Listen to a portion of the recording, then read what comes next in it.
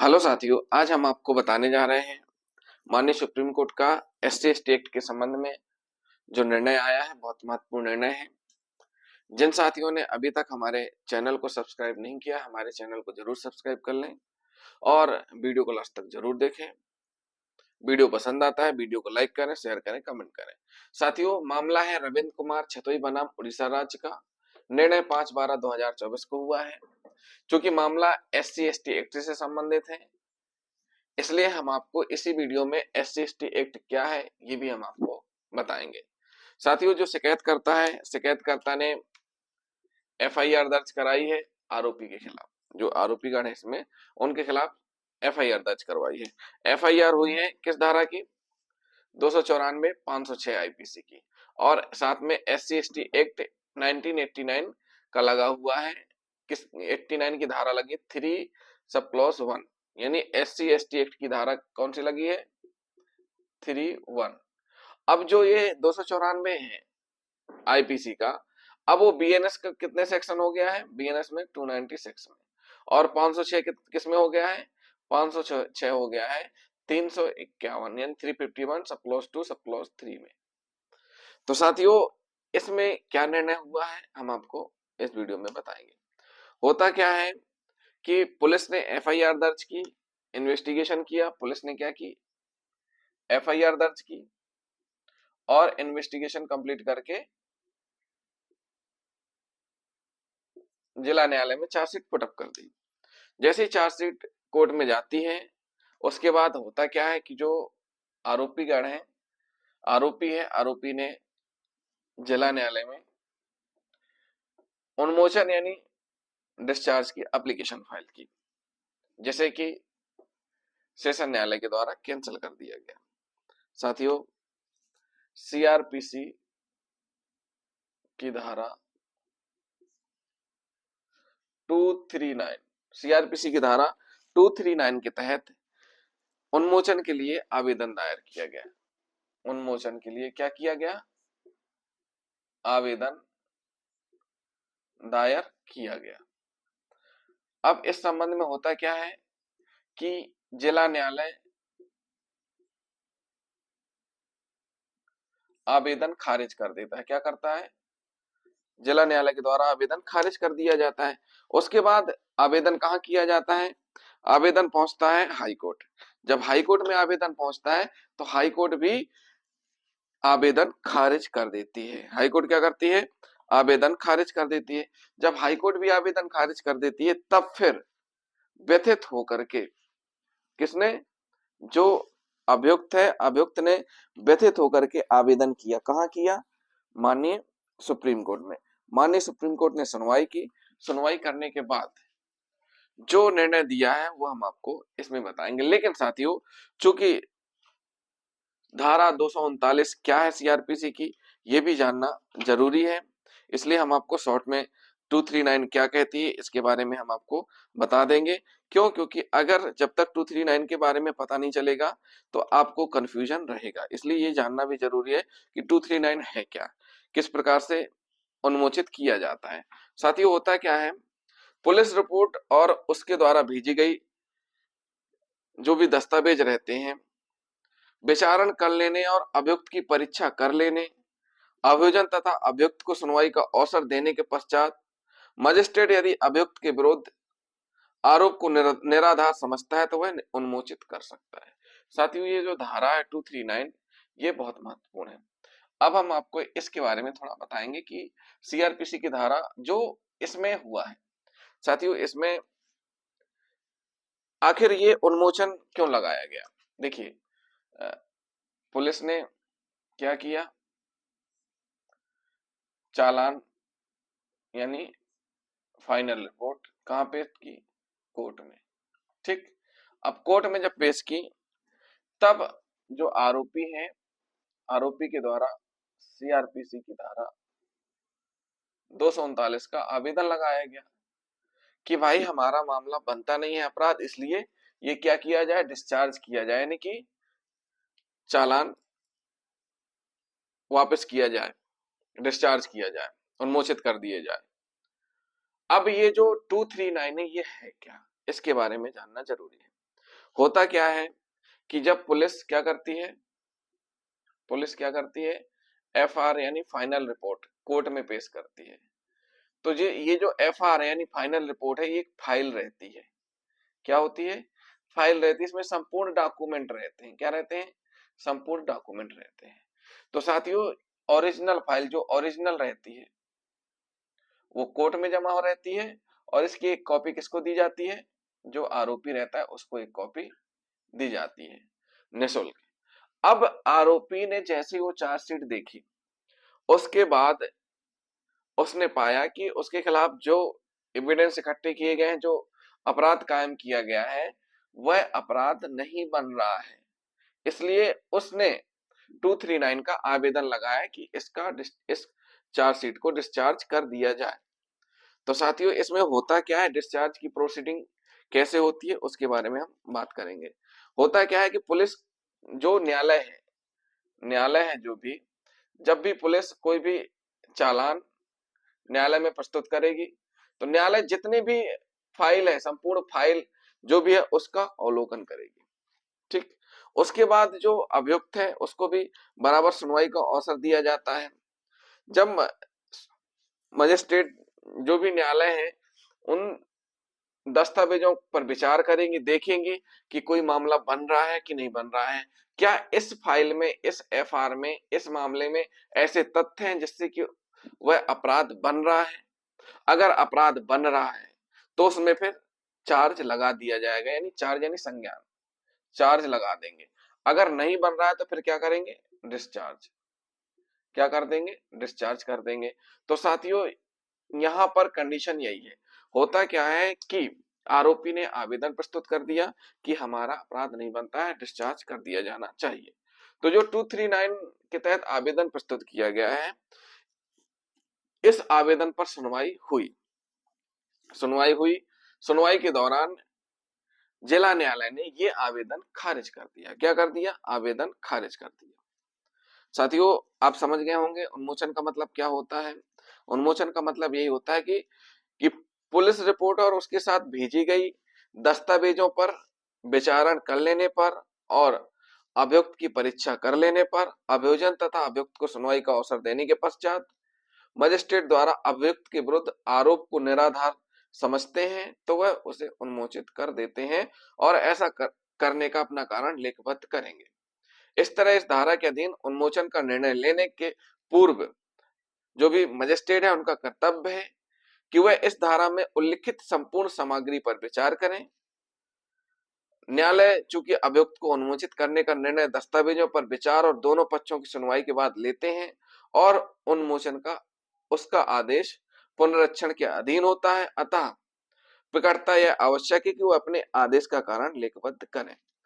साथियों, इसमें स्पष्ट होता है कि जब भी कोर्ट में चार्जशीट प्रस्तुत की जाती है तो दोनों पक्षों को सुना जाता है। दोनों पक्ष कौन कौन से हैं? अब साथियों, इसी में हम आपको बताते हैं दोनों पक्ष कौन कौन से होते हैं। एक पक्ष होता है जब पुलिस चार्जशीट प्रस्तुत कर देती है तो वो पक्ष कहला जाता है शासन का, और दूसरा पक्ष होता है आरोपी का। तो दोनों, और शासन का पक्ष कौन रखता है? अभियोजन। अभियोजन कहलाता है, अभियोजन पक्ष। जो अभियोजन पक्ष है ये शासन का पक्ष हो गया, और आरोपी। तो दोनों को सुना जाता है, दोनों के द्वारा अपने अपने तथ्य रखे जाते हैं। तो अगर मान लीजिए जो भी चार्जशीट प्रस्तुत की गई है उसमें इस प्रकार के साक्ष्य हैं या इस प्रकार के डॉक्यूमेंट हैं जिससे कि आरोप नहीं बन रहा है, या फिर इस प्रकार के डॉक्यूमेंट है जिससे कि आरोप बन रहा है, तो न्यायालय क्या करेगी? न्यायालय उसमें चार्ज लगा देगी। क्या कर देगी? न्यायालय उसमें चार्ज लगा देगी। साथियों, इसमें दिया गया है कि सुनवाई का अवसर देने का मतलब क्या होता है। इसमें जो सुनवाई का अवसर है, अभियोजन तथा अभियुक्त, अभियोजन और अभियुक्त दोनों को सुनवाई का अवसर दिया जाता है, उसके बाद फिर विचार करते हैं। तो इसका तात्पर्य है कि अपने अपने मामलों के समर्थन में तर्कों को प्रस्तुत करने और बहस करने का अवसर देना। मतलब सुनवाई का अवसर देने का मतलब यह होता है, सुनवाई का अवसर, दोनों पक्षों को सुनवाई का अवसर मिलता है। ये भी अपना पक्ष रखें, ये भी तर्क दें, दोनों पक्षों को अवसर प्राप्त होता है कि वो अपने अपने तर्क रखें। तो साथियों, इस मामले में होता क्या है कि 239 का आवेदन प्रस्तुत किया जाता है जिसे कि जिला न्यायालय के द्वारा, जिला न्यायालय भुवनेश्वर के द्वारा खारिज कर दिया जाता है और 2/8/2019 को आदेश पारित कर दिया जाता है। इस निर्णय से व्यथी होकर के आरोपी ने क्या किया, क्योंकि जो भी निर्णय जिला न्यायालय दे, अगर वो डिस्चार्ज करे या डिस्चार्ज की एप्लीकेशन कैंसिल करें, संज्ञान लें, तो वो अपील की जा सकती है। तो यहां पर आरोपी ने अपील कर दी, कहा उच्च न्यायालय में। कहा अपील कर दी, उच्च न्यायालय में अपील कर दी। अब साथियों जब हाई कोर्ट में अपील की गई है तो वहां पर आपराधिक पुनरीक्षण याचिका लगेगी। तो वहां आपराधिक पुनरीक्षण संख्या कितनी है, 580/2019 प्रस्तुत की गई याचिका, जिस पर निर्णय 13/11/2019 को हुआ। यहां पर भी आरोपी ने जो एप्लीकेशन आवेदन लगाया था यानी याचिका लगाई थी, उसको भी खारिज कर दिया गया। यानी कि जो पहले जिला न्यायालय ने निर्णय दिया था, जिला न्यायालय ने जो निर्णय दिया था उसी को हाईकोर्ट ने सही माना। क्या माना, सही माना। अब उसके बाद जो आरोपी पहुंचता है कहां, सुप्रीम कोर्ट। सीधे कहां पहुंच रहे हैं, सुप्रीम कोर्ट, व्यथित होकर के सुप्रीम कोर्ट में, माननीय सुप्रीम कोर्ट में याचिका प्रस्तुत की जाती है एसएलपी, जिसकी संख्या है 1608। कितने नंबर पे, 1608/2024। जैसे ही मामला सुप्रीम कोर्ट पहुंचता है, माननीय सुप्रीम कोर्ट, तो माननीय सुप्रीम कोर्ट ने क्या किया, फिर सुनवाई शुरू की। जब माननीय सुप्रीम कोर्ट के पास मामला पहुंचता है तो माननीय न्यायालय ने क्या किया कि पूरा अवलोकन किया। अवलोकन करने के बाद पाया कि, क्या पाया ये हम आपको इसमें बताएंगे। अवलोकन करने पर पाया कि अपीलकर्ता ने, जो शिकायत करता है, उसने अपीलकर्ता के खिलाफ, साथियों इसमें अपीलकर्ता कौन हो गया इस केस में, देखिए अपील कौन कर रहा है, अपीलकर्ता कौन हुआ, अपील कौन कर रहा है, आरोपी। तो आरोपी कौन हो गया, अपीलकर्ता।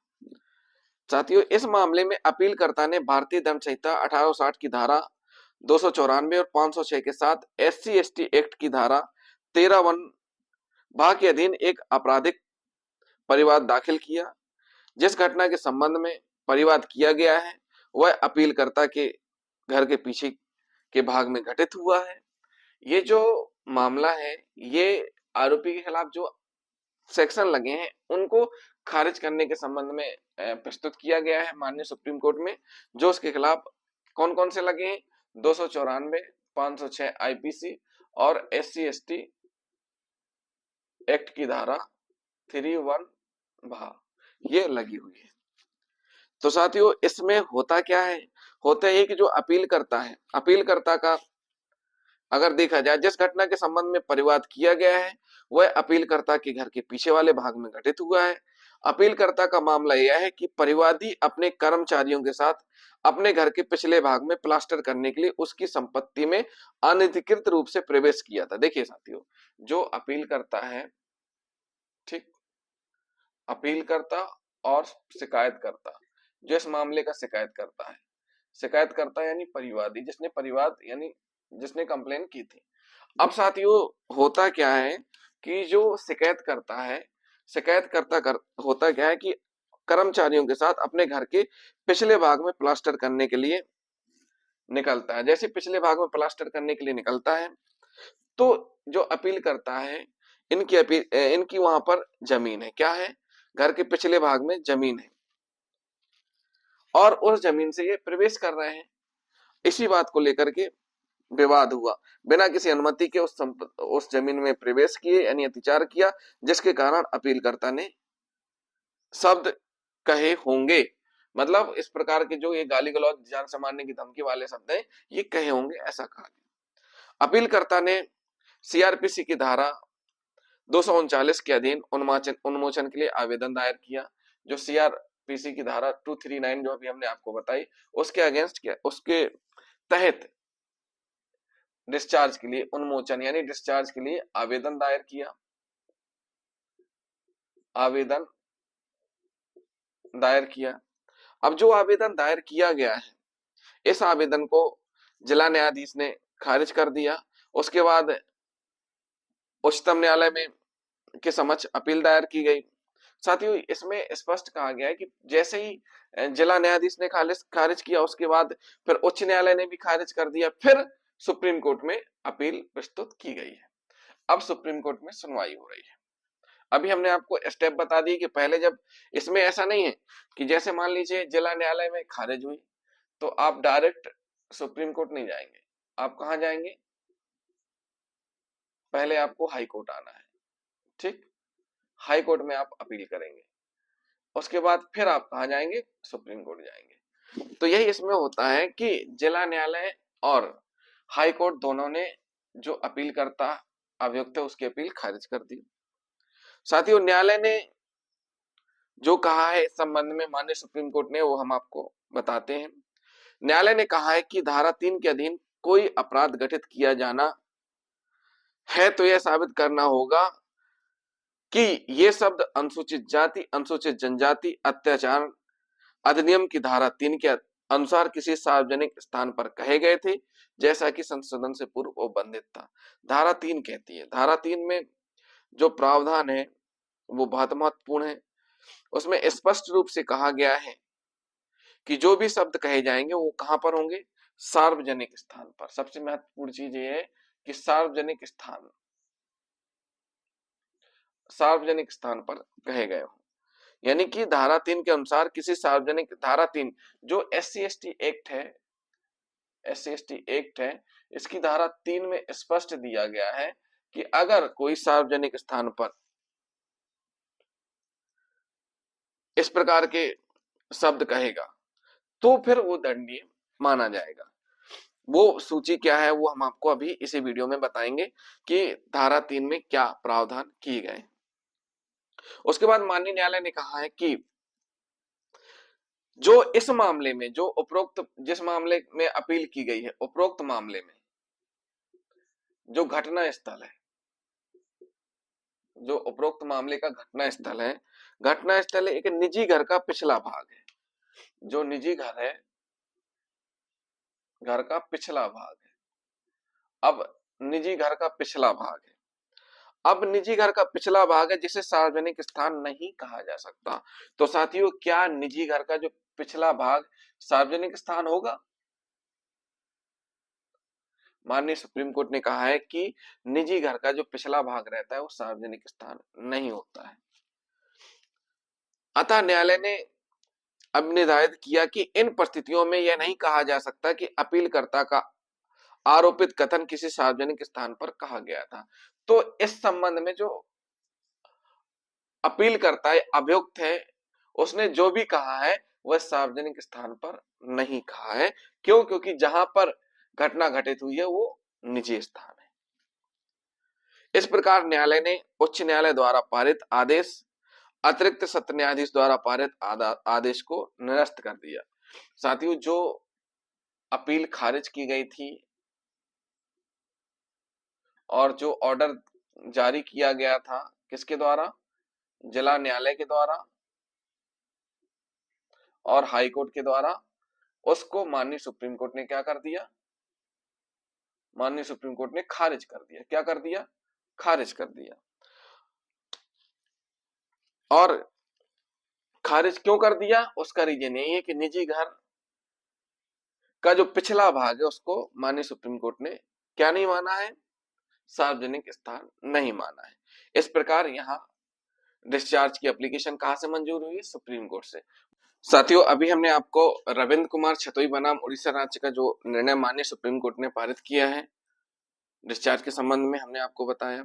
अब हम आपको बताएंगे कि साथियों ये जो SC/ST एक्ट है ये क्या है, इसके बारे में हम आपको बताएंगे। साथियों, अनुसूचित जाति और अनुसूचित जनजाति अत्याचार निवारण अधिनियम 1989 को यानी अनुसूचित जाति अनुसूचित जनजाति अत्याचार निवारण अधिनियम, अत्याचार निवारण अधिनियम 1989 को संसद द्वारा पारित एक अधिनियम है। संसद द्वारा पारित एक क्या है? एक अधिनियम है जो अनुसूचित जाति और अनुसूचित जनजाति समुदायों के सदस्यों के विरुद्ध भेदभाव का निषेध करने तथा उनके विरुद्ध अत्याचार को रोकने के लिए बनाया गया। साथियों, ये जो 1989 में एक्ट बना, इसका मुख्य उद्देश्य क्या था कि जो SC एसटी के व्यक्ति हैं, इनके खिलाफ जो भी अत्याचार हो रहे थे उन अत्याचारों को रोका जाए और उनको न्याय मिले। साथियों, अधिनियम 11 सितंबर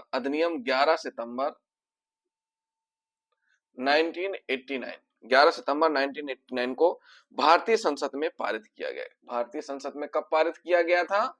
11 सितंबर 1989 को भारतीय संसद में पारित किया गया।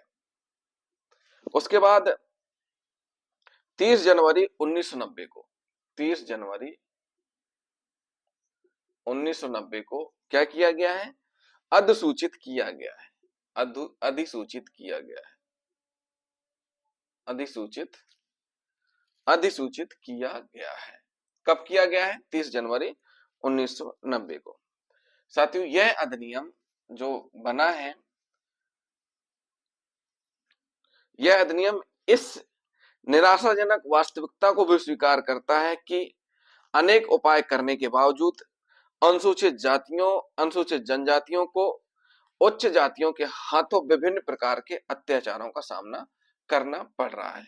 कई केस देखने में मिलते हैं, कई ऐसे क्षेत्र हैं जहां पर आज भी ऐसी परिस्थितियां बनी हुई हैं, जो SC ST वर्ग है वो प्रताड़ित हो रहा है, उनके साथ अत्याचार हो रहा है। कई ऐसे केस आते रहते हैं।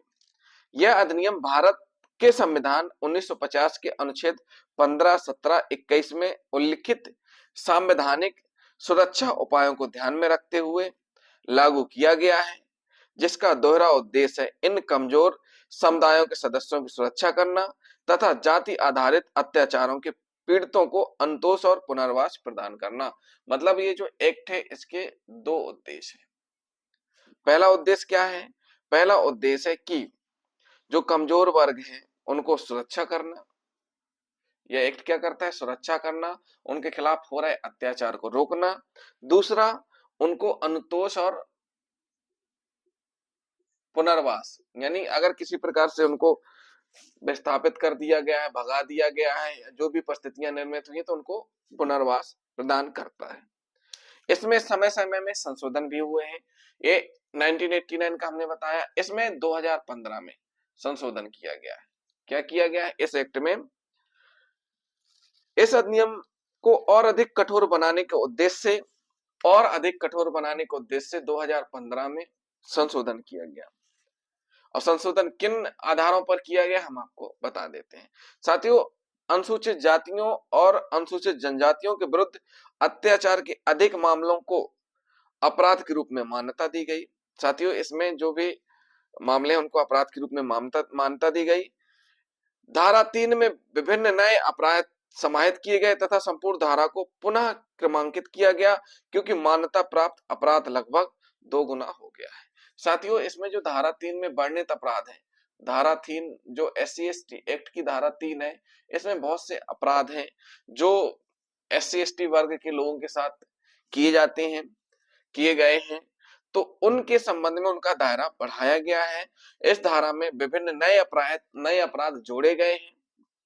फिर इस अधिनियम के अध्याय 4 का की धारा 15 का में जो अध्याय 4 है, SC ST एक्ट का अध्याय 4 का है, इसकी धारा 15 का में यानी A में पीड़ितों और साक्षियों के अधिकार को समाहित किया गया तथा अधिकारियों द्वारा कर्तव्य की उपेक्षा और उत्तरदायी तंत्र को अधिक सटीक रूप से इसमें परिभाषित किया गया है कि अगर कोई अपने जो भी अधिकारी हैं वो अपनी जिम्मेदारी नहीं समझते हैं, उपेक्षा करते हैं, तो संबंध में प्रावधान किए गए। इसमें विशेष न्यायालयों और विशेष सरकारी अभियोजकों की स्थापना का प्रावधान किया गया है। मतलब जो SC ST एक्ट के मामले होंगे, ये कहां चलेंगे? स्पेशल कोर्ट में। कहां चलेंगे? स्पेशल कोर्ट, विशेष न्यायालय में चलेंगे, यानी कि जो एक जिला न्यायालय है। साथियों, हमने जिला न्यायालय से संबंधित वीडियो बनाया हुआ है कि कैसे जज वर्किंग की जाती है, जज के द्वारा कौन कौन से कोर्ट होते हैं, ये सारी चीजें हमने आपको बताई हुई हैं। तो यहीं पर एक न्यायालय होता है जहां पर विशेष न्यायाधीश बैठते हैं, उसी को स्पेशल कोर्ट कहा जाता है। इस स्पेशल कोर्ट में सुनवाई होगी किसकी? SC ST एक्ट के मामलों की। सभी स्तरों पर लोक सेवकों के संदर्भ में इस अधिनियम में स्वेच्छापूर्ण उपेक्षा शब्द को परिभाषित किया गया। ये साथियों 2015 में संशोधन हो गया। अब होता क्या है कि 2018 में भी संशोधन हुआ है। अब कैसे हुआ संशोधन, इसको भी हम जान लेते हैं। अभी हमने आपको 2015 का बता दिया कि 2015 में और कठोर करने के लिए इसमें कुछ चीजें जोड़ी गई, और उसके बाद 2018 में जो संशोधन हुआ है, 2018 में संशोधन पुनः हुआ है। जब 2018 में संशोधन हो गया है तो इसको अब कहा जाने लगा है कि SC ST संशोधित SC ST संशोधित अधिनियम 2018, मतलब अनुसूचित जाति अनुसूचित जनजाति संशोधित अधिनियम 2018। इस संबंध में पृथ्वीराज चौहान बनाम भारत संघ के मामले में उच्चतम न्यायालय ने अत्याचार निवारण अधिनियम में संसद के 2018 के संशोधन की संवैधानिक वैधता को बरकरार रखा। इस संशोधन अधिनियम की मुख्य विशेषताएं कौन कौन सी है वो हम आपको बताएंगे। साथियों देखिए, 2018 में संशोधन हुआ, उसके बाद एक जजमेंट है माननीय सुप्रीम कोर्ट का, कब का, 2020 का, जो है पृथ्वीराज चौहान बनाम भारत संघ। इसमें निर्णय दिया है, लेकिन निर्णय जो भी माननीय सुप्रीम कोर्ट ने दिया है उसमें 2018 में जो संशोधन किए गए हैं उन संशोधनों को बनाए रखा गया है। अब कौन कौन से संशोधन किए गए इसको हम आपको बता देते हैं। इसमें मूल अधिनियम में धारा 18A को समाहित किया गया। जो अधिनियम है SC ST एक्ट का, इसमें धारा 18 थी। क्या थी?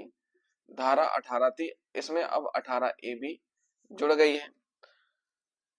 इसमें अनुसूचित जातियों अनुसूचित जनजातियों के विरुद्ध विशिष्ट अपराधों को अत्याचार के रूप में वर्णित किया गया है। जो विशिष्ट अपराध है उनको अत्याचार के रूप में वर्णित किया गया है, तथा इन कृत्यों से निपटने के लिए रणनीतियों का वर्णन और दंड का प्रावधान भी किया गया है। साथियों, यह पहचान कराता है कि कौन से कृत्य अत्याचार माने जाते हैं। जो संशोधन है इसमें यह बताया गया कि यह पहचान कराता है कि कौन से कृत्य अत्याचार माने जाते हैं, और अधिनियम में सूचीबद्ध सभी अपराध संज्ञेय हैं। और इसमें जितने भी अपराध हैं सभी अपराध क्या है? संज्ञेय हैं। मतलब FIR होगी, इसमें NCR नहीं होगी। क्या नहीं होगी? NCR नहीं होगी, FIR होगी सभी मामलों में। पुलिस बिना वारंट के अपराधी को गिरफ्तार कर सकती है और न्यायालय से कोई आदेश लिए बिना मामले में अन्वेषण कर सकती है। इसमें प्रावधान है FIR करने के बाद क्या कर सकती है पुलिस, कि बिना वारंट के गिरफ्तारी कर सकती है और इन्वेस्टिगेशन कर सकती है। अधिनियम में सभी राज्यों से प्रत्येक जिले में विद्यमान सत्र न्यायालय को विशेष न्यायालय में परिवर्तित करने का आह्वान किया गया है, ताकि इसके अंतर्गत पंजीकृत मामलों की सुनवाई भी की जा सके, तथा विशेष न्यायालयों में मामलों की सुनवाई के लिए लोक अभियोजकों विशेष लोक अभियोजकों की नियुक्ति का प्रावधान किया गया है। जैसा कि अभी हमने आपको बताया था कि विशेष न्यायालय में सुनवाई होगी। कहाँ होगी? विशेष न्यायालय में इन मामलों की सुनवाई होगी, जो भी SC ST एक्ट से संबंधित है, क्योंकि सभी मामले संज्ञेय हैं। इसमें राज्यों के लिए प्रावधान किया गया है कि वे उच्च स्तर की जातिगत हिंसा वाले क्षेत्रों को अत्याचार प्रवण घोषित करें, तथा विधि और व्यवस्था की निगरानी और उसे बनाए रखने के लिए योग्य अधिकारियों की नियुक्ति करें। जहां इस प्रकार के अपराध ज्यादा घटित हो रहे हैं वहां अत्याचार प्रवण घोषित किया जाए और वहां पर निगरानी व्यवस्था बनाए रखने के लिए अधिकारियों की नियुक्ति की जाए।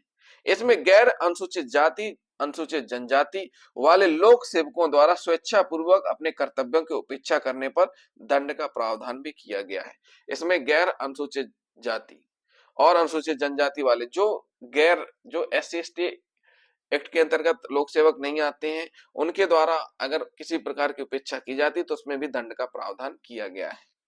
इसका कार्यान्वयन राज्य सरकारों और संघ राज्य क्षेत्र प्रशासनों द्वारा किया जाता है, जिन्हें उचित केंद्रीय सहायता प्रदान की जाती है। इनका जो लागू करना क्रियान्वयन है और राज्य और केंद्र दोनों द्वारा किया जाता है। साथियों, अब हम आपको बताएंगे कि अनुसूचित जाति अनुसूचित जनजाति अधिनियम की धारा 3 क्या कहती है। अभी हमने आपको संशोधन बता दिए, अब हम आपको बताएंगे धारा 3 है जिसमें बहुत सारे ऐसी चीजों को जोड़ा गया है जिनको क्या कहा गया है, अपराध के अंतर्गत माना गया है। क्या माना गया? अपराध के अंतर्गत माना गया है। साथियों, धारा 3 किस चीज की? SC ST एक्ट की। SC ST एक्ट की धारा 3 हम आपको बता रहे हैं। SC ST एक्ट की धारा 3। अब इसमें स्पष्ट रूप से बताएंगे हैं कि A में क्या होगा, B में क्या होगा और C में क्या होगा, ये सारी चीजें हम आपको बताएंगे एक एक करके। तो साथियों, A कहता है, जो 3 सब क्लॉज 1 का A कहता है, यानी का कहता है कि अखाद्य अप्रिय पदार्थों का बलपूर्वक सेवन कराना। मान लीजिए कोई व्यक्ति किसी SC ST एक्ट के SC ST के अंतर्गत आने वाले किसी भी व्यक्ति को, जो भी SC ST के अंतर्गत जो भी व्यक्ति आता है, उसको गैर SC ST एक्ट वाला व्यक्ति, यानी कि जो कह सकते हैं SC ST की श्रेणी में जो व्यक्ति आते हैं, उनको OBC या जनरल जो भी है, जो SC ST एक्ट में नहीं आते हैं, उनके द्वारा अगर किसी भी प्रकार से किसको, इन व्यक्तियों को कोई भी अखाद्य या अप्रिय पदार्थ खिलवाया जाता है, उसका सेवन करवाया जाता है, तो वो दंडनीय बनाया गया है। क्या बनाया गया है? कि कोई भी जो SC ST एक्ट के अंतर्गत नहीं आता है, वह किसी भी SC ST act SC ST वाले व्यक्ति को अखाद्य अप्रिय पदार्थ बलपूर्वक सेवन नहीं कराएगा। ऐसे पदार्थों को मुंह में डालना या बलपूर्वक सेवन कराना शामिल है। बलपूर्वक यानी डरा धमका करके नहीं खिलाएगा। जो कोई भी इस प्रकार का कृत्य करेगा, उसको दंडित किए जाने का प्रावधान है, जिसमें स्पष्ट कहा गया है कि कारावास, जो कि 6 माह से 5 वर्ष तक का, कितना? 5 वर्ष तक का, और प्लस जुर्माने का भी प्रावधान किया गया है। क्या किया गया है? जुर्माने का भी प्रावधान किया गया है। तो साथियों, ये हमने ए बता दिया। बी क्या कहता है इसी का, यानी SC ST एक्ट की बी धारा, यानी खा धारा क्या कहती है? 3(1) का बी। इसमें कहा गया है कि परिसर में अप्रिय पदार्थ फेंकना, परिसर में अप्रिय पदार्थ फेंकना। अब इसमें होता क्या है कि अनुसूचित जाति या अनुसूचित जनजाति के सदस्यों के परिसर में या उसके निकट मलमूत्र, मल, शव आदि फेंकना। अप्रिय पदार्थ मतलब मलमूत्र, शव, इस प्रकार के फेंकना। किसके परिसर में? जो SC ST के व्यक्ति हैं, जहां निवास कर रहे हैं, इनके परिसर में, इनके घर के आसपास, घर के सामने कोई ऐसा व्यक्ति जो कि SC ST वाला नहीं है, उसके द्वारा क्या किया जाता है? इनके निवास स्थान पर, SC ST वाले व्यक्तियों के निवास स्थान पर अप्रिय पदार्थ जैसे मलमूत्र, शव फेंकते हैं, तो दंडित किए जाने का प्रावधान है, जिसमें सजा का प्रावधान है 6 माह का कारावास प्लस 6 माह से 5 वर्ष तक का, प्लस जुर्माना से दंडित किए जाने का प्रावधान किया गया है। तो साथियों, अभी हमने आपको 2 बताए हैं, अब हम आपको तीसरा बताएंगे। तीसरे में सी में कहा गया है, सी में स्पष्ट रूप से कहा गया है कि अगर कोई SC ST के व्यक्ति को जूतों पड़ोस में अप्रिय पदार्थ फेंकना। अब साथियों देखिए, अभी क्या है, अभी हमने आपको बताया घर में अप्रिय पदार्थ फेंकना।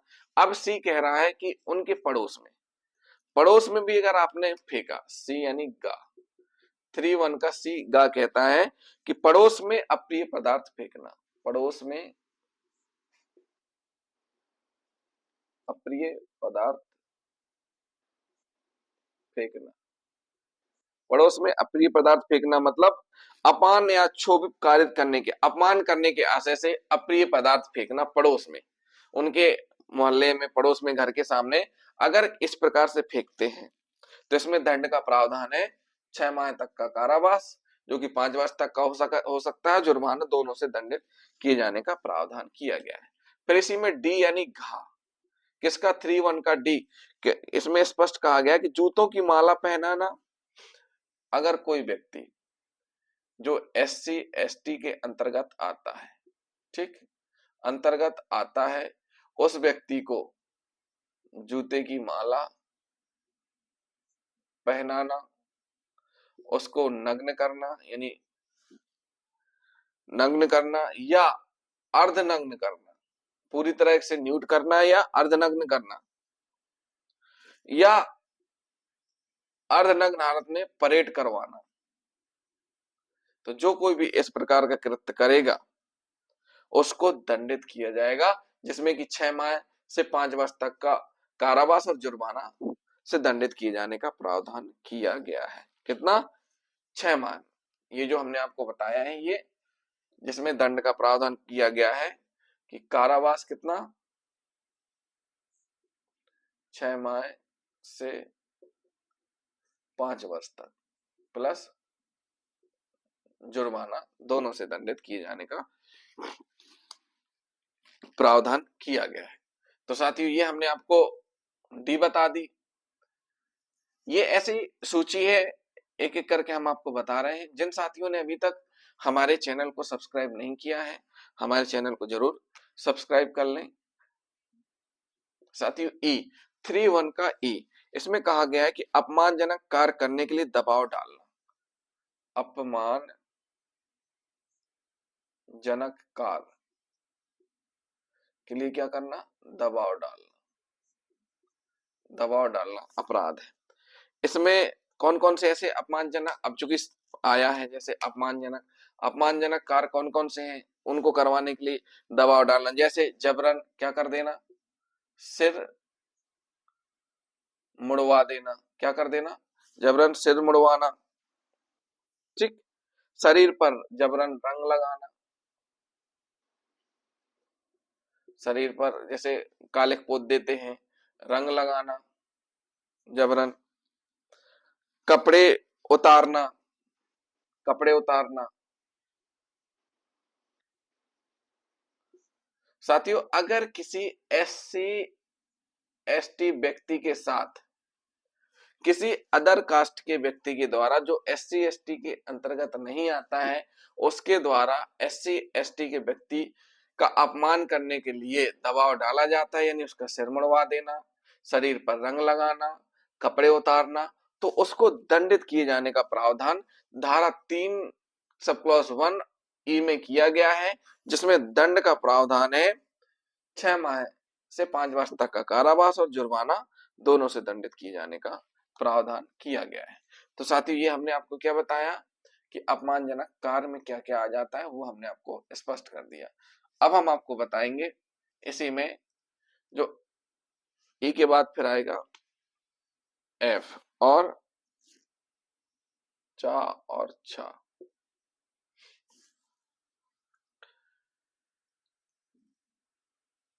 एफ और जी, यानी 2 धाराएं आ जाएंगी, एफ और जी। इसमें कहा गया है कि भूमि पर द्वेषपूर्ण कब्जा बेकब्जा करना। देखिए, 2 चीजें हैं, जैसे SC ST का कोई व्यक्ति है, ठीक है, इसकी जो भूमि है, भूमि पर या कब्जा कर लिया जाए या उसको भूमि से बेकब्जा कर दिया जाए, यानी कि उसको बाहर कर दिया जाए, बेकब्जा करना। इसमें होता क्या है, जो व्यक्ति SC ST का है उसको उसकी भूमि में कब्जा करना किसके द्वारा, जो SC ST की श्रेणी में नहीं आता है उनके द्वारा।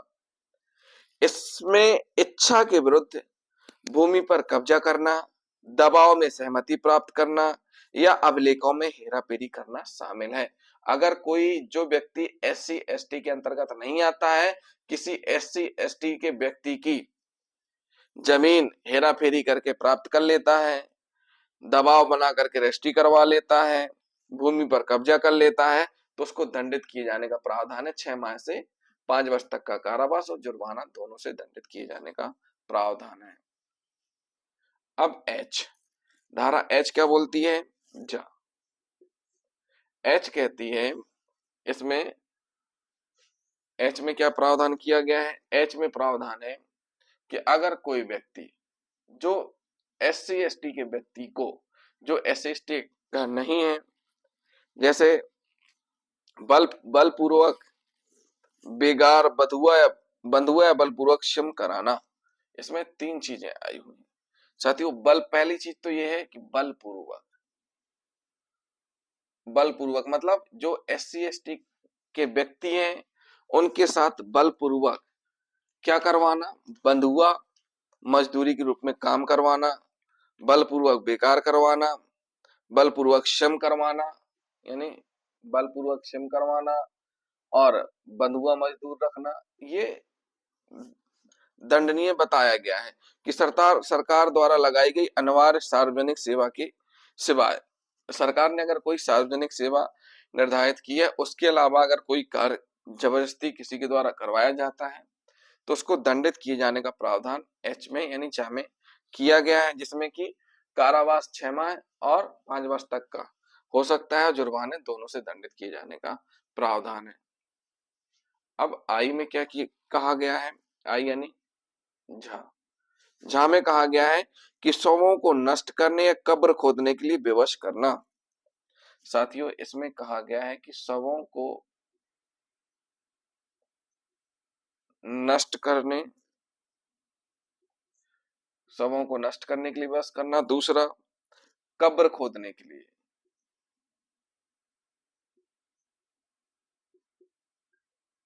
विवश करना।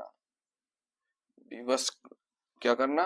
विवश करना। आप विवश नहीं कर सकते, जो भी SC ST का व्यक्ति है उसको आप शवों को नष्ट करने और कब्र खोदने के लिए विवश नहीं कर सकते।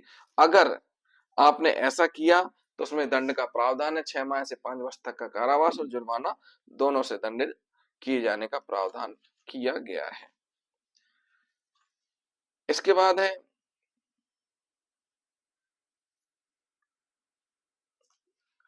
आई के बाद जे।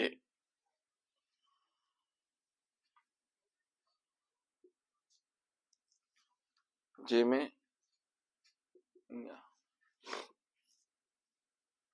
इसमें कहा गया है कि जो कोई व्यक्ति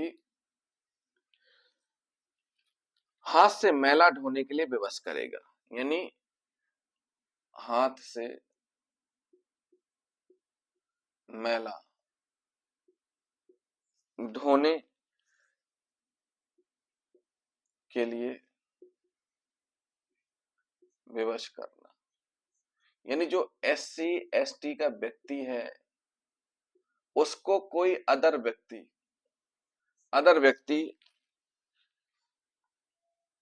हाथ से मैला ढोने के लिए विवश करता है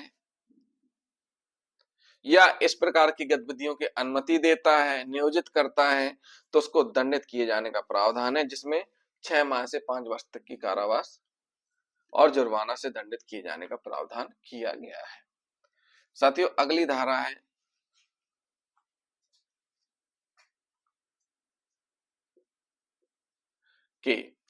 के में बताया गया है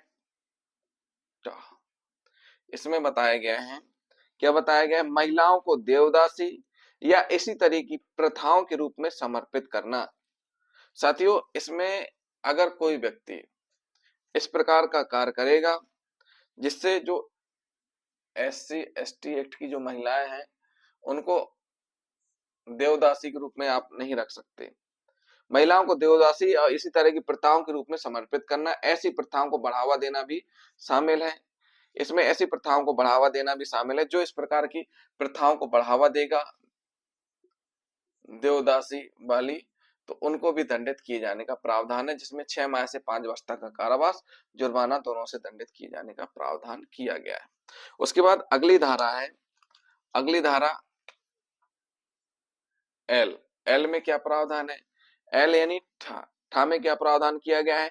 चुनाव में मतदान नामांकन के लिए बाध्य करना या रोकना, यानी जो चुनाव है, चुनाव में नामांकन मतदान के लिए बाध्य नहीं कर सकते आप मतदान के लिए, नामांकन और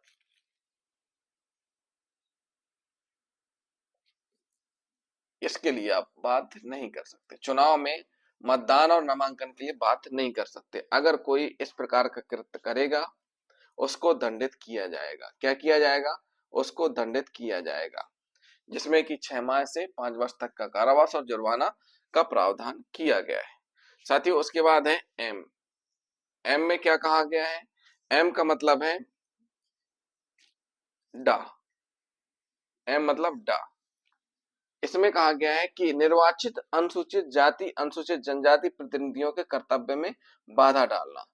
पंचायत, जैसे मान के चलो चुनाव हुआ, चुनाव के बाद एससी एसटी एक्ट का एससी एसटी के अंतर्गत आने वाला व्यक्ति जीत गया, चुनाव जीत गया, तो उसके बाद इसके कार्य में बाधा नहीं डाल सकते।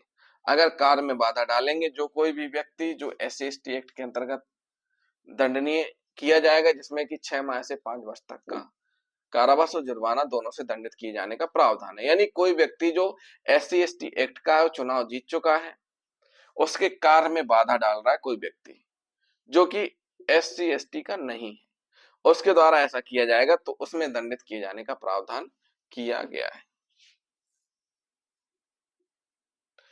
एन, एन में क्या आ रहा है? ढा। एन में आ रहा है ढा। ढा में क्या कहा गया है? चुनाव के पश्चात हिंसा। चुनाव के पश्चात हिंसा।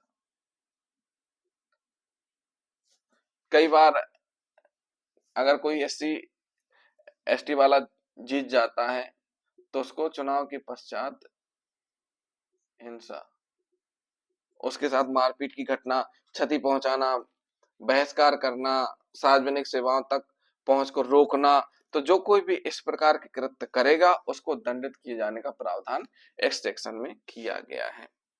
उसके बाद साथियों अगला सेक्शन जो ओ है, ओ यानी इसमें प्रावधान किया गया है। क्या किया गया है? कि मतदान व्यवहार के कारण अपराध। इसमें किसी विशिष्ट उम्मीदवार को वोट देने या न देने पर हिंसा शामिल है। मतदान व्यवहार मतलब मतदान व्यवहार, जो दबंग लोग हैं वो एससी एसटी वर्ग वालों को जबरदस्ती किसी विशेष व्यक्ति को वोट डालने के लिए, वोट देने के लिए बोल रहे हैं या नहीं देने के लिए बोल रहे हैं, तो उसको करवाने के लिए अगर हिंसा करते हैं तो दंडित किए जाने का प्रावधान है, जिसमें कि 6 माह से 5 वर्ष तक का कारावास और जुर्माना दोनों से दंडित किए जाने का प्रावधान किया गया है। पी में क्या शामिल है? ता। पी में शामिल है मिथ्या विधिक कार्यवाही। मिथ्या विधिक कार्यवाही। अनुसूचित जाति या अनुसूचित जनजाति के सदस्यों के विरुद्ध दुर्भावना पूर्वक या तंग करने वाले मामले, मतलब कोई भी दुर्भावना पूर्वक कोई केस रजिस्टर नहीं करवाया जा सकता या तंग करने के लिए किसी प्रकार की झूठी कार्रवाई नहीं करवाई जा सकती। अगर किसी ने झूठी कार्रवाई करवाई तो उसको दंडित किए जाने का प्रावधान है। 6 माह से 5 वर्ष तक का कारावास और जुर्माना दोनों से दंडित किए जाने का प्रावधान किया गया है।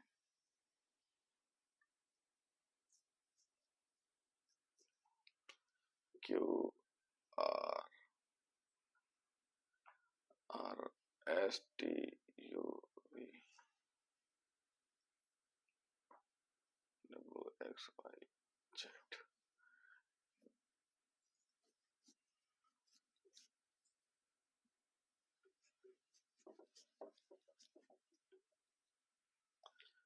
साथियों मिथ्या विधिक कार्रवाई के बाद हम पाते हैं कि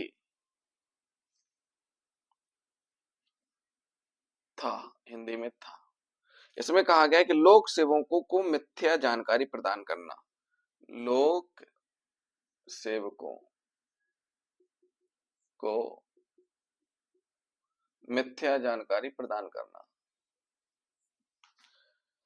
जिसके परिणाम स्वरूप अनुसूचित जाति अनुसूचित जनजाति के सदस्यों को क्षति या क्षोभ कारित हो। साथियों लोक सेवक को मिथ्या जानकारी दी जाए, जिससे जो एससी एसटी के जो व्यक्ति हैं उनको क्षति पहुंचे, उनको उनका क्षोभ कार्य तो उनका नुकसान हो। तो इस प्रकार का कृत्य जो कोई करेगा उसको दंडित किए जाने का प्रावधान किया गया है, जिसमें कहा गया है कि अगर कोई इस प्रकार का कृत्य करेगा तो 6 माह से 5 वर्ष तक कारावास और जुर्माना दोनों से दंडित किया जाएगा। साथियों, आर और आर एस को मिलाकर के दा धा एक धारा बनाई गई है, सार्वजनिक रूप से अपमानित करना या गाली देना। साथियों, इसी पर अभी पिछला जजमेंट हुआ था। सार्वजनिक सार्वजनिक सार्वजनिक रूप से अपमान कैसा होना चाहिए? जो सार्वजनिक रूप से किया गया है, यानी कि इसमें सार्वजनिक रूप से अपमानित करना, धमकी या जाति आधारित दुर्व्यवहार शामिल है। यानी जाति सूचक शब्दों से अपमानित करना वो शामिल है। अगर कोई ऐसा करेगा व्यक्ति SC/ST व्यक्ति के साथ, तो उसको दंडित किया जाएगा। 6 माह से 5 वर्ष तक का कारावास और जुर्माना दोनों से दंडित किए जाने का प्रावधान किया गया है। फिर है टी। टी यानी ना, हिंदी का, यानी पवित्र वस्तुओं को अपवित्र करना। पवित्र वस्तुओं को क्या करना? अपवित्र करना। इसका मतलब क्या है? इसमें मूर्तियों, तस्वीरों या चित्रों को क्षति पहुंचाना भी शामिल है। अगर कोई इस प्रकार का कृत्य करेगा तो उसको दंडित किया जाएगा, जिसमें कि सजा का प्रावधान है 6 माह से 5 वर्ष तक का कारावास और जुर्माना दोनों से दंडित किए जाने का प्रावधान है। यू मतलब पा। पा में क्या कहा गया है? अनुसूचित जाति, अनुसूचित जनजाति के सदस्यों के विरुद्ध शत्रुता या दुर्भावनाओं को बढ़ावा देना। SC/ST के जो व्यक्ति हैं उनके साथ दुर्भावना करना, और दुर्भावना को जो कोई बढ़ावा देगा वो किस प्रकार से? जैसे उनके खिलाफ शब्दों द्वारा, संकेतों द्वारा, चित्रों द्वारा लगा करके अगर कोई बढ़ावा दे रहा है तो भी उसको दंडित किया जाएगा। 6 माह से 5 वर्ष तक का कारावास और जुर्माना से दंडित किए जाने का प्रावधान किया गया है। वी में क्या बताया गया है? वी में यानी फा कहा गया है कि श्रद्धेय मृतक व्यक्तियों का अनादर करना, अनुसूचित जाति, अनुसूचित जनजाति के सदस्यों द्वारा उच्च सम्मान प्राप्त व्यक्तियों को अनादर करना। जो उच्च सम्मान व्यक्ति, जैसे कि अगर कोई व्यक्ति स्वतंत्रता संग्राम सेनानी है और वह SC/ST एक्ट का है तो उसका सम्मान होना चाहिए। उसके मृत्यु उपरांत अगर मृत्यु होती है तो उसका जो अंतिम क्रियाकलाप है वो विधि विधान अनुसार होना चाहिए, उसका सम्मान होना चाहिए। यानी इसमें कहा गया है कि सीधी सी बात है, जो SC/ST एक्ट के सदस्य हैं, जो उच्च सम्मान प्राप्त हैं, उच्च सम्मान प्राप्त जिनको विशेष सम्मान प्राप्त है, उनको क्या किया जाना चाहिए? उनका आदर करना चाहिए। अगर कोई अनादर करेगा, क्या करेगा? अनादर करेगा, तो उसको दंडित किए जाने का प्रावधान किया गया है। क्या दंडित है? 6 माह से 5 वर्ष तक का कारावास, जुर्माना से दंडित किए जाने का प्रावधान किया गया है। साथियों, अब डब्ल्यू की बात कर लेते हैं। डब्ल्यू में क्या कहा गया है? डब्ल्यू मीन्स बा में क्या कहा गया है? बा में कहा है अनुसूचित जाति या अनुसूचित जनजाति महिलाओं का लैंगिक उत्पीड़न। अगर इसमें बिना सहमति की लैंगिक प्रकृति या स्पर्श या इशारे करना शामिल है। यानी जो लैंगिक उत्पीड़न से संबंधित हम आपको पहले ही वीडियो बना चुके हैं। जिन साथियों ने हमारे पुराने वीडियो नहीं देखे, हमारे चैनल में जाकर के लैंगिक उत्पीड़न से संबंधित वीडियो देख सकते हैं। इसमें बिना सहमति के लैंगिक प्रकृति का स्पर्श या इशारे करना, यानी लैंगिक प्रकृति का स्पर्श और इशारे करना भी अपराध की श्रेणी में माना जाएगा। उसमें भी दंड का प्रावधान किया गया है, जिसमें 6 माह से 5 वर्ष तक का कारावास और जुर्माना दोनों से दंडित किए जाने का प्रावधान किया गया है। एक्स में क्या कहा गया है? एक्स में कहा गया निभा जल स्रोतों को दूषित करना। क्या करना? जल स्रोतों को दूषित करना। जो भी जल स्रोत है, जैसे पानी जहां से निकल रहा पी रहे हैं, SC/ST एक्ट के सदस्यों के प्रयोग के लिए जो जल है उसको अनुपयुक्त कर देना कि वो लोग उसका यूज ना कर पाए, यानी अन उपयुक्त कर देना। क्या कर देना, अनुपयुक्त कर देना, यानी वो यूज के लायक ना रह जाए, ऐसा कर देना। तो जो कोई भी इस प्रकार का कृत्य करेगा उसको दोषी, उसको दंडित किया जाएगा। दंड का प्रावधान है 6 माह से 5 वर्ष तक कारावास और जुर्माना दोनों से दंडित किए जाने का प्रावधान किया गया है। साथियों वाई में क्या कहा गया है, सार्वजनिक स्थानों को पहुंच से इंकार करना। इसमें सार्वजनिक संसाधनों के प्रयोग या मार्ग में बाधा डालना भी शामिल है। साथियों सार्वजनिक जो भी चीजें हैं वो उनका भी उतना ही हक है जितना आम दूसरे नागरिकों को। तो सार्वजनिक स्थानों की पहुंच से इंकार करना, इसमें सार्वजनिक संसाधनों के प्रयोग या मार्ग में बाधा डालना भी शामिल है। जो कोई इस प्रकार से कृत्य करेगा कि जैसे सार्वजनिक जो भी चीजें हैं उनके प्रयोग में करने से रोकेगा, मना करेगा एससी एक्ट के व्यक्तियों को, तो भी दंडित किए जाने का प्रावधान इसमें किया गया है, जिसमें दंड का प्रावधान है 6 माह से 5 वर्ष तक का कारावास और जुर्माना दोनों से दंडित किया जाएगा। इसी प्रकार जेड में क्या कहा गया है, जेड में कहा गया है कि बलपूर्वक बेदखली करना। क्या करना, बलपूर्वक। जेड का मतलब क्या है, जेड का मतलब या, और वाई का मतलब क्या है, मां। तो अगर कोई व्यक्ति बलपूर्वक क्या कर रहा है, बलपूर्वक उसकी बेदखली कर रहा है। साथियों इसका मतलब क्या है बलपूर्वक बेदखली का, इसका मतलब यह हुआ कि सार्वजनिक कर्तव्यों के मामले के सिवा जो जो सार्वजनिक कर्तव्य उनके अलावा एससी एसटी अनुसूचित जाति अनुसूचित जनजाति के सदस्यों को अपना निवास छोड़ने के लिए जो कोई विवश करेगा, यानी कि जो गवर्नमेंट का काम है, सार्वजनिक कार्य, उनके अलावा अगर कोई व्यक्ति विवश करेगा अपना निवास छोड़ने के लिए तो उसको दंडित किया जाएगा 6 माह से 5 वर्ष तक का कारावास, दोनों से दंडित किए जाने का प्रावधान किया गया है। साथियों ये हमने कुछ सेक्शन बताई, अभी कुछ सेक्शन और बाकी हैं। धारा 3(1) इसलिए महत्वपूर्ण है क्योंकि इनमें उन सारी चीजों को वर्णित किया गया है जो कि एससी एसटी की जो व्यक्ति है उनके साथ घटित हो। अगर कोई उस प्रकार का घटनाक्रम उनके साथ करता है तो उसको दंडित किया जाए, अगर उस प्रकार का घटित हुआ है, हो रहा है, तो उसको दंडित किए जाने का प्रावधान किया गया है। इसमें बताया गया है आगे कि अगर कोई जेड ए मतलब हुआ कि या और का, इसमें कहा गया है कि सामान्य संसाधनों के प्रयोग में बाधा डालना, सामान्य संसाधनों के प्रयोग में बाधा डालना। इसका मतलब क्या हुआ, इसका मतलब ये हुआ कि इसमें कब्रिस्तान, स्थान स्थल, सार्वजनिक सड़कें और पूजा स्थल शामिल है।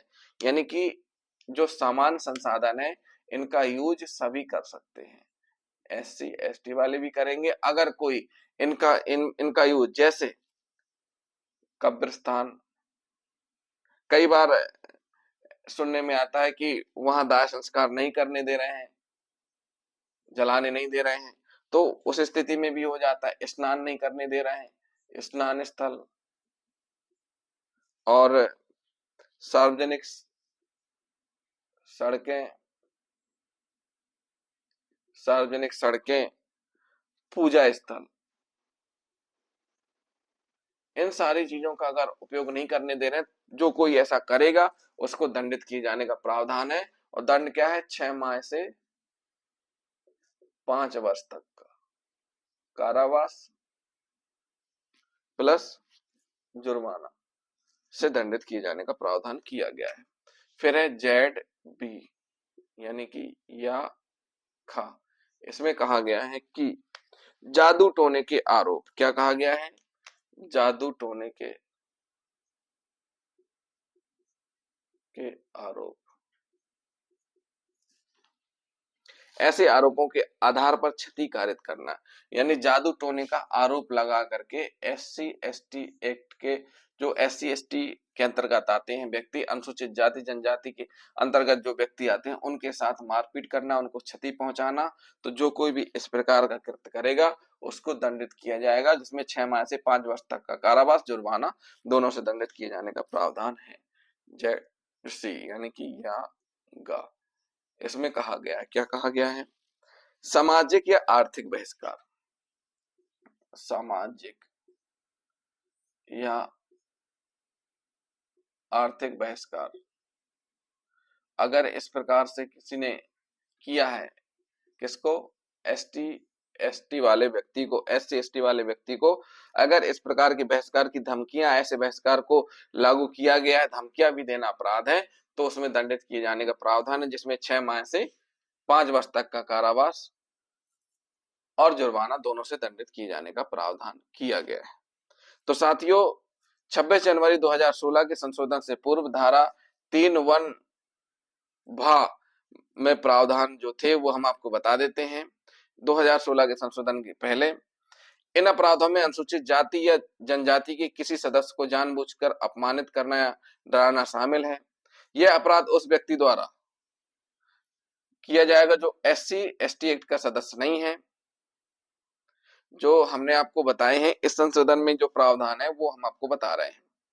अपराधी को कम से कम 6 माह से लेकर 5 वर्ष तक का कारावास और जुर्माना दोनों से दंडित किया जाएगा। तो साथियों, ये हमने आपको थोड़ा सा शॉर्ट में SC ST एक्ट की धारा 3 क्या कहती है वो हमने आपको बताई। अगले वीडियो में हम आपको धारा 4, 5 जो भी आगे की धारा है वो बताएंगे। जिन साथियों ने अभी तक हमारे चैनल को सब्सक्राइब नहीं किया है, हमारे चैनल को जरूर सब्सक्राइब कर लें और वीडियो को लाइक और शेयर करना ना भूलें। थैंक यू साथियों।